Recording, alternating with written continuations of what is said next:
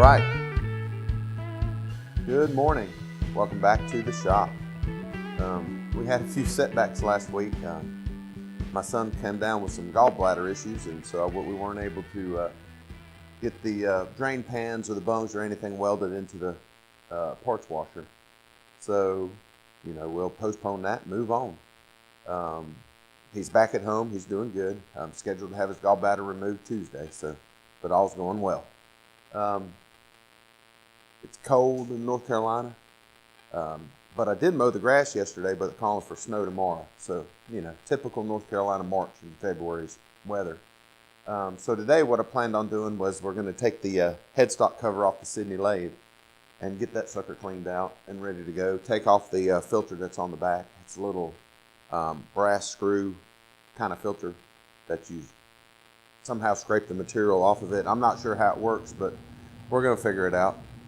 Take that off, take a look at the head cover, get you some close-ups of the herringbone gears. They're an awesome piece of engineering inside that thing. How they did that in 1943 amazes me. I don't see how they could, mass produce these big machines to the intricacy that they could back in the day. It just blows my mind, the workmanship and the craftsmanship. You just don't see it in today's machinery. So we're going to do that. I went, if you follow along with Adam Booth, A-Bomb 79, I'm sure you've seen where he's working on a shaper. I was wondering how to get all the oil and stuff out of the bottom of the headstock cover, besides just draining it, because I'm going to rinse it with some mineral spirits and stuff in there to get it all cleaned out. And he mentioned pig mat, so we went on Amazon and we got us a roll of pig mat. So we're going to stuff this stuff in the all the nooks and crannies we can get to. We're going to let it absorb all the moisture it can, and then we're going to refill it with some good stuff. Probably go get, I'm a Mobile One junkie, so we'll probably find the Mobile One equivalent and put that in there. So I think that's what we're going to do. Unless my brother shows up, and then we're going to weld, but we're going to do one of the two. All right, let me reset the camera up closer. I'm going to take the headstock cover off the camera because I don't want you to see me straining myself to death getting that headstock cover off, because it's just me today. So I'll bring it back in closer. All righty. Let me get some gloves on. I might as well, if I'm going to pinch my fingers, I might as well do it on camera. I don't know how much this sucker weighs. I know it's a lot. So, but there's something about seeing these herringbone gears is just awesome. So let's see if we can get this off without smashing a finger. Ooh. Yeah, that is not light.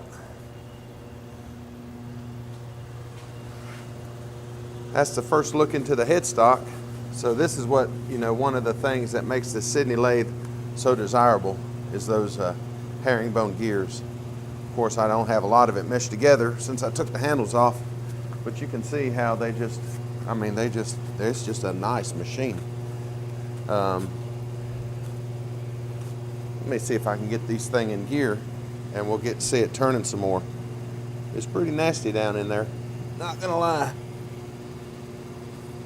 So we'll get on it, we'll take a look at it and see. Get a flashlight in there, see if I can see any missing teeth or anything like that. I might change the camera lens and go out to a little bit wider shot. I got my little 50 on here where it takes good pictures and stuff like that, and depth of field and stuff. Sometimes it's not so great for video. So let me switch out the lens and I'll get a different shot going on here and we'll bring you back. All right, let me wipe some of this oil off. Get this cleaned off so I don't want to get it all over me. I love the inside of this lathe. It's just unreal how good this thing looks. I tell you what, let me see if I can find the old, get me a punch or something to stick in there and get these gears engaged a little better, just so you have a good look at it. It might be too big. Yep.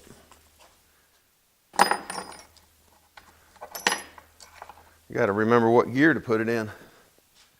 See if I can find my plate here. Yeah, remember I was talking about the pot metal speed plate? Well, there it is.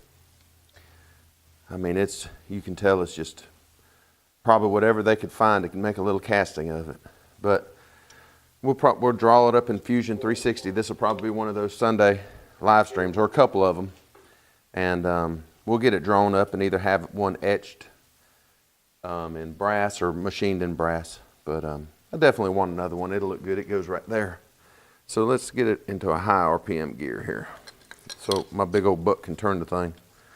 So let's see. This one needs to go that way, or that way, I believe. And then this one is in the far position over here. And then this one is in the far position over here. Far position over here. So there we go. So now we're in the highest RPM, which should be 562 RPMs, I believe. Let me double check. You can tell pretty quick because it's easier to spin. There it is. So you see how all them mesh together. They're constant mesh, so they're always turning. It's just an ingenious system, and it's beautiful, beautiful, beautiful done. And this is in 1943. So,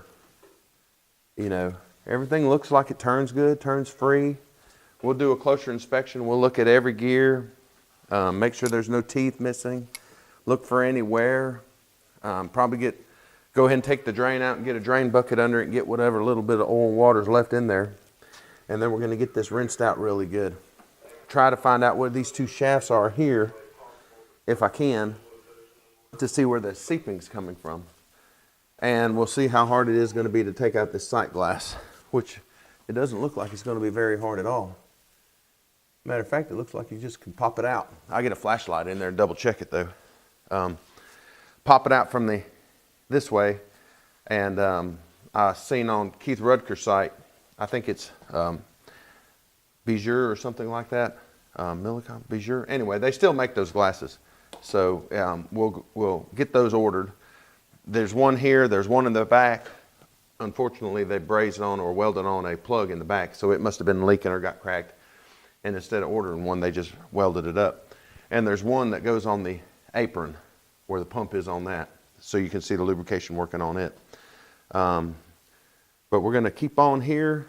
We're just going to look at everything. The bearing surfaces, man, it has oil drips for all the bearing surfaces, and they look really, really, really good. I mean, for 75 years old, I mean, you wouldn't think it. So I want to get it in there anyway. I still don't have my 3-phase run over here, so the only way we're going to turn this is by hand for now. So still waiting on the power company. So they're really never in any big hurry. So it is what it is. We'll give it until we get this thing ready to run, and then if they haven't made up their mind, then I'll make it up for them and just go ahead and get a phase converter. So, but we want to look at this, get everything cleaned off that we can. Of course, there's really not. It looks like everything just needs to be rinsed off. We'll go through all the gear changes and stuff, make sure everything freely moves together. Take off the filter in the back, and we'll do stuff like that. So let me put this back. Go get me my socket set and start taking some stuff apart. So let's see.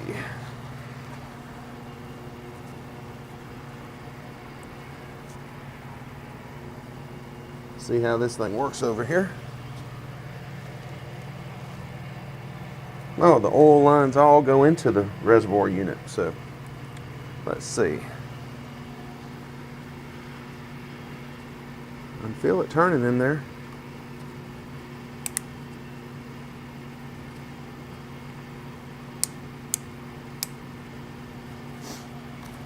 Somebody's going to have to explain to me how that filter actually works and how you clean it out.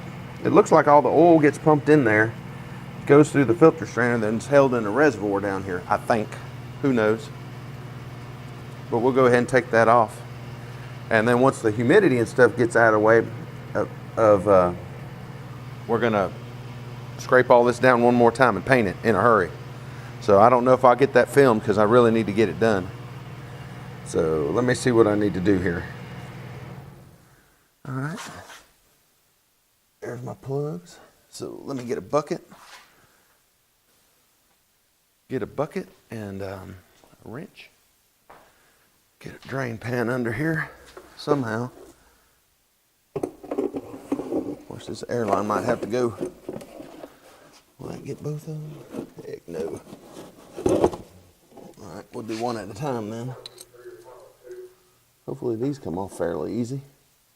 Oh yeah, looks like it's gonna break right free. Oh yeah. No problem at all. This looks like the same size plugs that are on the drain pan. That would be awesome. Oh yeah, water. Ugh, hate that. Nasty, nasty, nasty. Where did I put that rag at? So like I said, this was stored outside, and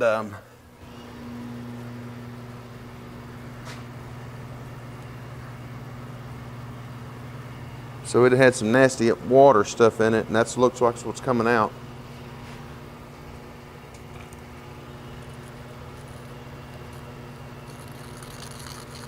That looks like grease there. Smells like grease. I don't know why they would have grease in there.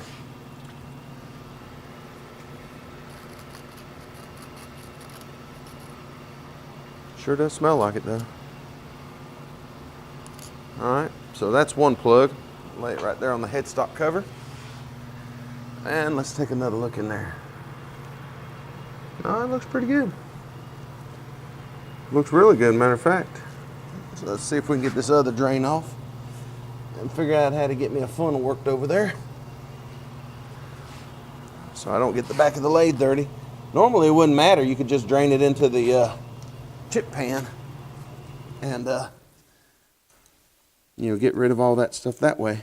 But since I want to paint it, I really don't want any more oil on it than I want on it. So, and there goes the phone. Let me answer that. All right, so let me find me a long funnel.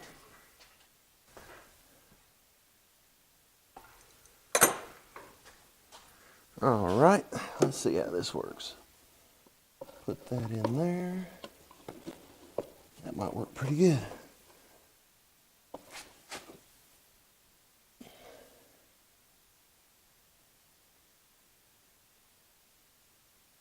So it's got two drain plugs on it. Yeah, that's nasty.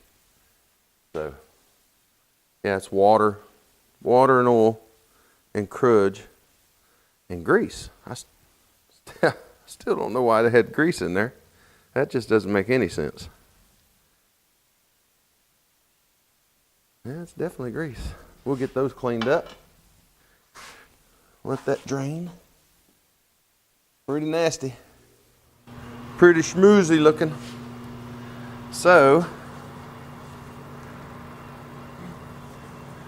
what I think I'm gonna do is I'm gonna rinse it all down, and then just get it looking as good as I can. Then I'm gonna stick those pig mats in there that I can get into the bottom and just kind of lay them out the best I can and get it to absorb any of the residual that's in there. So it looks like everything, you know, I don't see any rust or anything like that in here. So, I mean, it turns really good.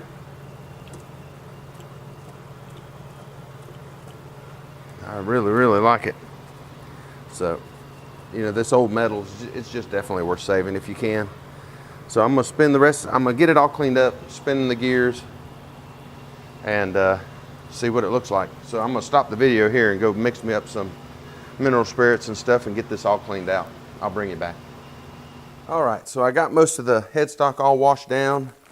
Any oil ways that I seen that I could get some cleaner or solvent down through, I did. Looking into the headstock, it looks pretty good. Just your normal, what you would think you'd find like at the bottom of a car oil pan or something like that. doesn't look too bad. I'm gonna get the flashlight here and have a look around though. The paint's flaking a little bit down there, so we'll probably wash it out a couple more times. There's a piece of metal down here too. So no wonder how that got down there. Hopefully it's a piece of steel and not aluminum. Nope, it's steel. Huh. Looks like galvanized steel. Makes you wonder how stuff like that gets in there, huh? Jeez. Let's look around. You know what? While I got the magnet out, let's just roll around the bottom here and see what if there is anything down in there. Of course, it catches on everything in here. So I don't see no shavings or nothing on it, unless it all drained out, which I kind of doubt.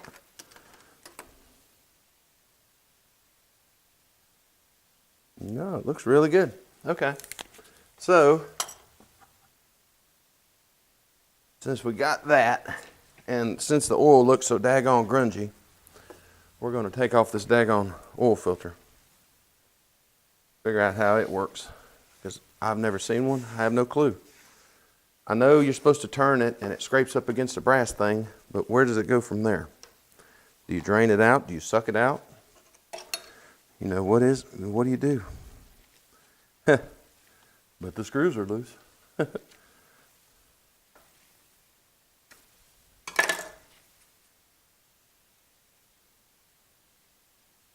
That's pretty nasty.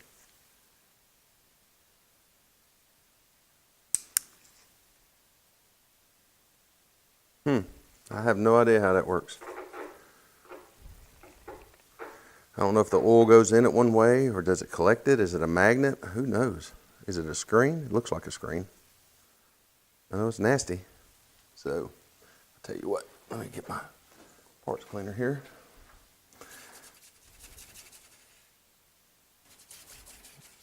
Get some fluid going through it. Maybe I can figure out what it does.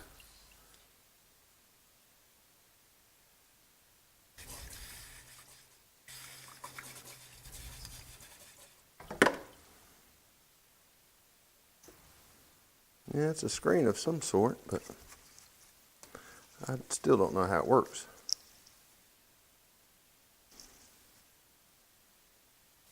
Might have to take that thing apart a little further just to see.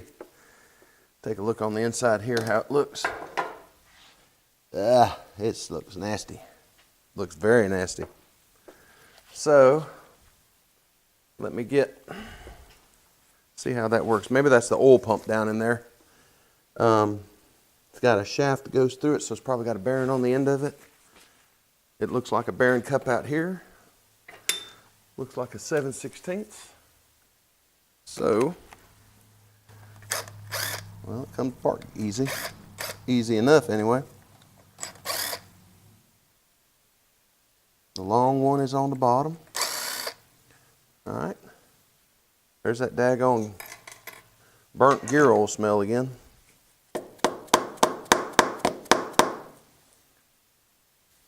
One, two, three, four. I got them all. So, is that part of the same housing or not? Let's see.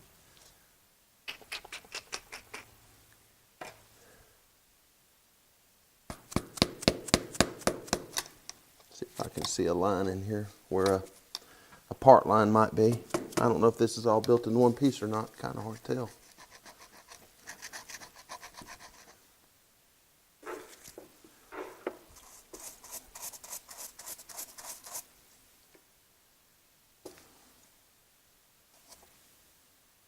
It might be all one piece.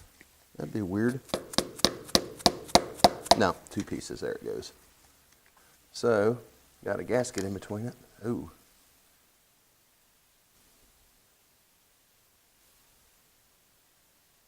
Pretty schmoozy looking up in there.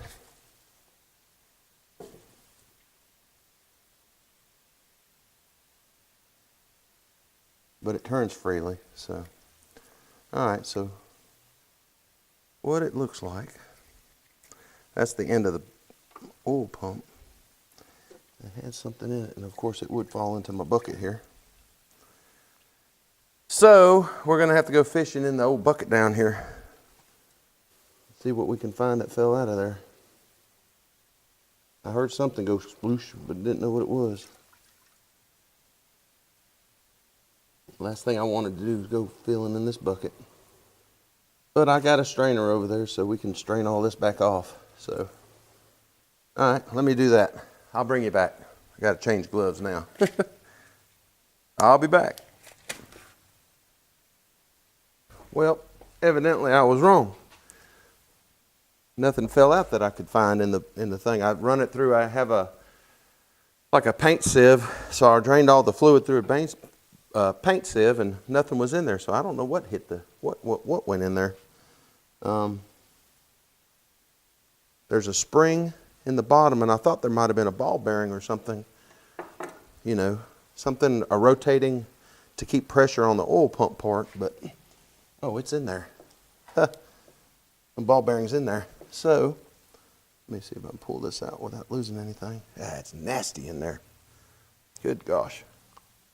So there's a bearing in the end of the shaft right here. Get that thing out without, I shouldn't say a bearing, I should say a ball bearing. So, there's a small ball bearing in there. I'm going to put it back. But you can tell, man, this has just got, you can tell the water was in there. But it spins really, really good. No noticeable wear. It's a spur gear looking thing on a brass or bronze bushing. Oh, yeah. So we'll get those cleaned up really good. So that goes there. That goes there. That goes there. Now let's see what else we can get apart in here, because it's pretty nasty.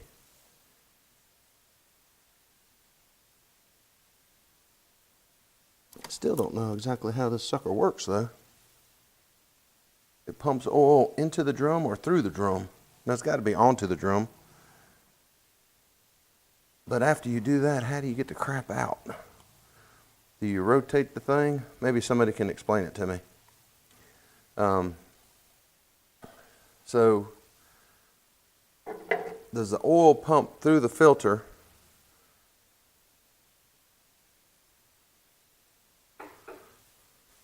into the housing, and then you scrape it off and you wash it through? Or, I'm kind of at a loss, so we're going to have to do some Googling to figure out how this thing works. I don't know if you run solvent down through it, and so, is it a magnet? No, not a magnet. Don't know how it works. Have to do some asking around here, because I have no idea. I can see the concept of it if it's sucking oil through the filter on the outside, and it attracts it to it, or it clings to it, or holds to it, and then you just give it a spin to clean it. But then where does the debris go? Do you have to unhook it and blow it out? Or anyway, maybe somebody with way more knowledge on this knows than I do. I'm a big fan of the cartridge filter. You just change that sucker every once in a while. Be done with it. So, let's see what we can clean out here. Where's my parts cleaner? I'll tell you what, this little hose end sprayer has worked out great. You can get in nooks and crannies with it. It doesn't have any propellant, just uses pressurized air. So,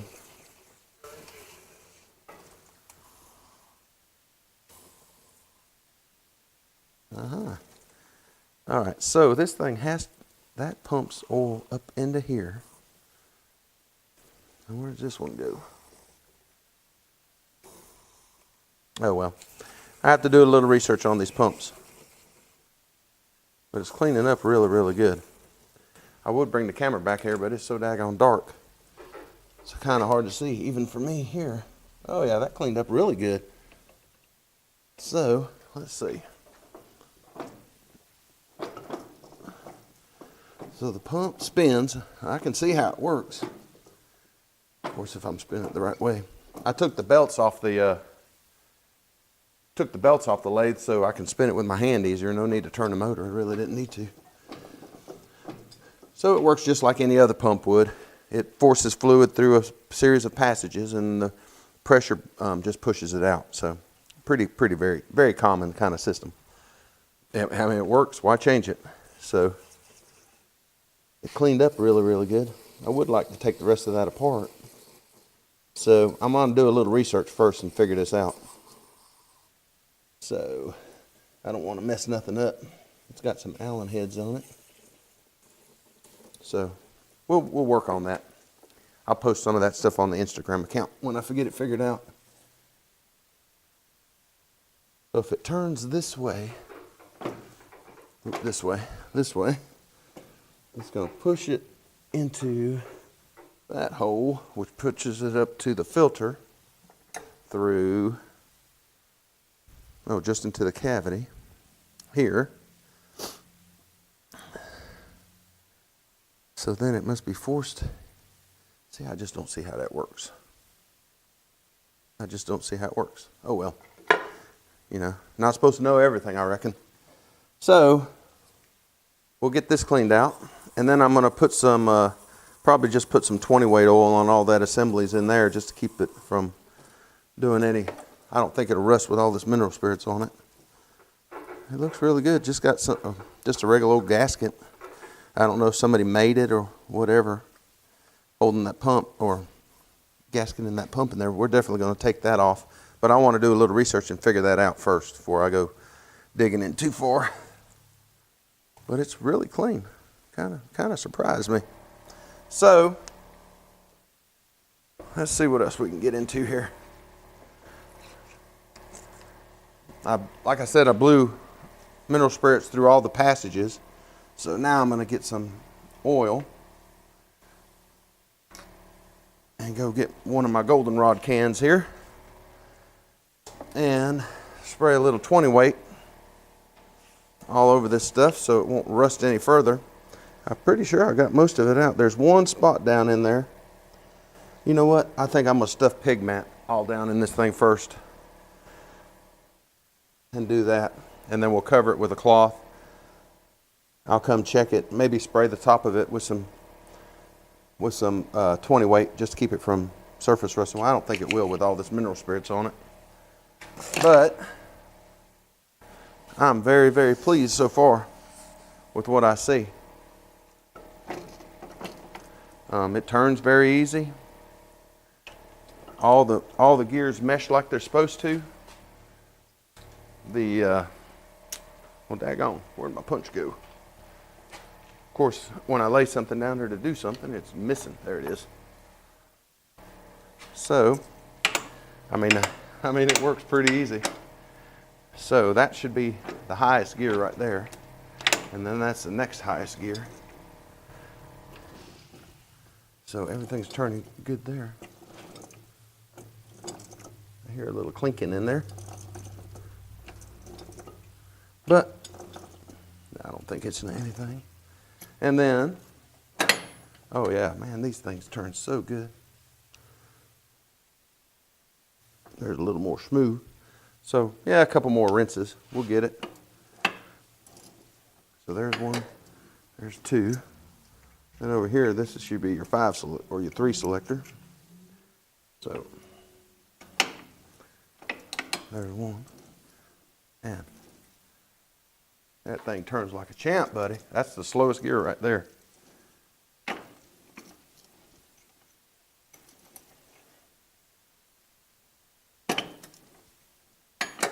I love this thing. It's awesome. Awesome how good this thing works. Neutral's right there. Look at that. No oil or anything, just cleaned up. And it's already tons better.